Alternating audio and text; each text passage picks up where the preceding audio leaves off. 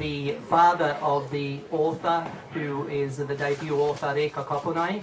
And I'd like to start by saying a warm welcome to all of you who have come here tonight.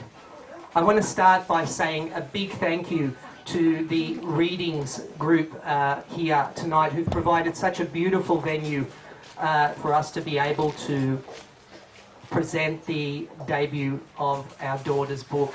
In fact, they're such a wonderful group supporting self-publishing authors and authors in general, and I couldn't have thought of a better place to have it. So thank you so much for the staff and the proprietors of reading. So a big thank you to them, please.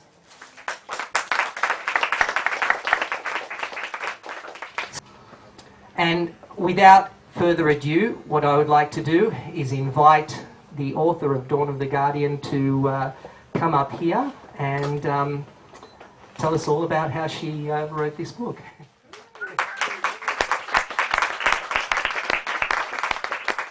Yeah, so thank you all so much for coming tonight and supporting us, and thank you to Readings also for hosting us. And I just want to start with a little bit of...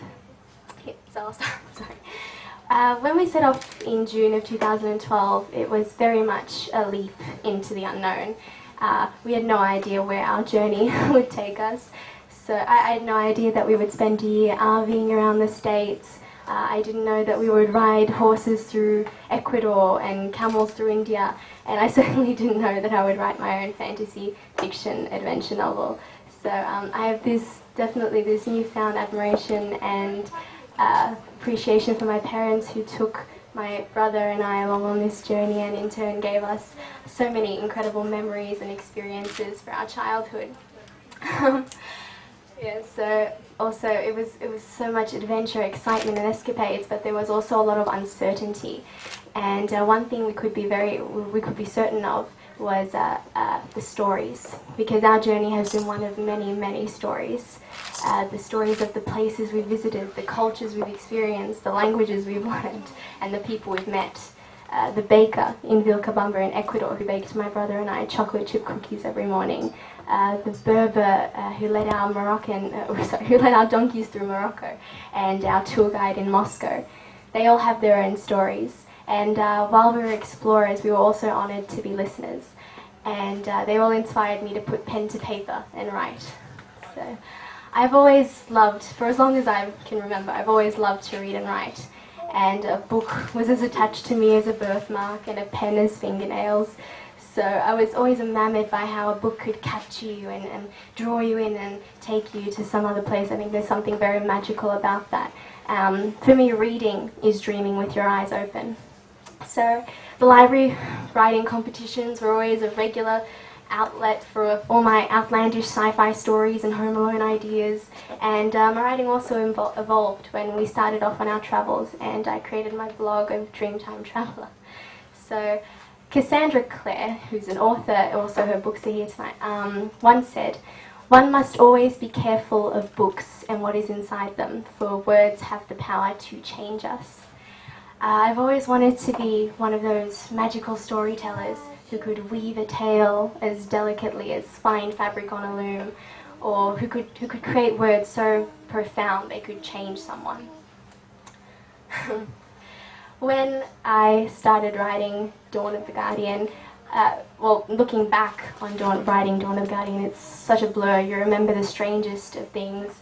There are winter nights in Budapest, freezing winter nights in Budapest, and sleepless days, summer days in Spain, and endless conversations with myself when walking the Camino de Santiago, and this flickering salt lamp in my grandma's bedroom here in Melbourne.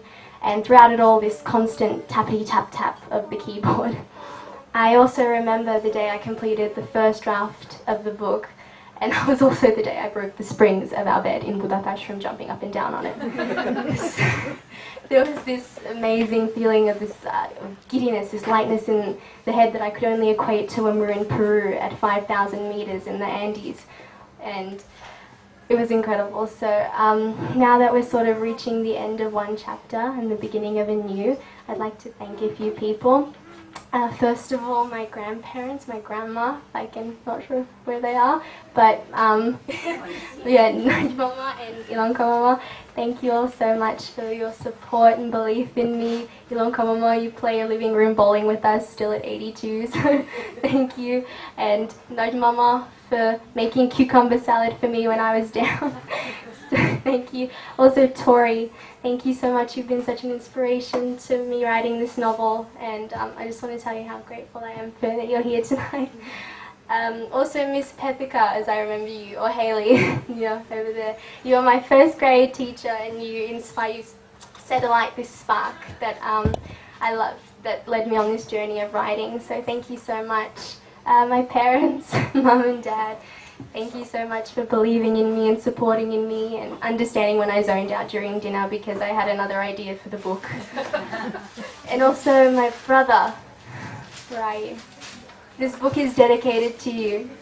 So I want you to know that because this journey has also been an incredible roller coaster ride of ups and downs, and you've kept me smiling, laughing through it all. So I wanted to end with one more quote, and this is a quote by David Ruben Aslan, and it is, "A book is not alive until it is read. Once read, it lives forever." So I want to thank you all from the bottom of my heart tonight for coming, because tonight you've all joined me in giving Dawn of the Guardian life. So thank you very much.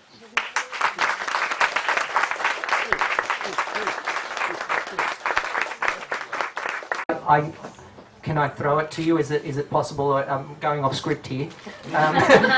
If anybody has some questions, would you come up and answer them now at all? All right, that's great, wonderful.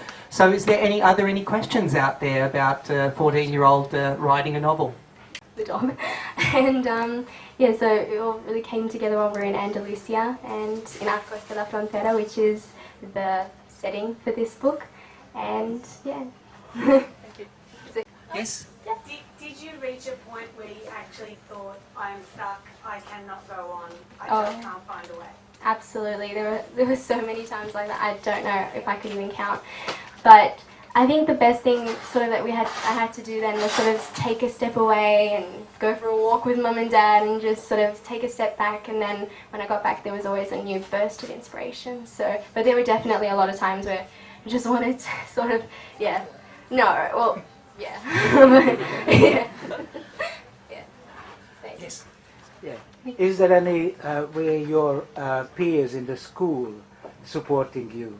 Absolutely. We have our people here tonight, Archie and Aisha, and yeah, they're old schoolmates because we did leave school when we were in at the end of grade 2, but also people from our homeschooling, Hannah, Rachel, yeah.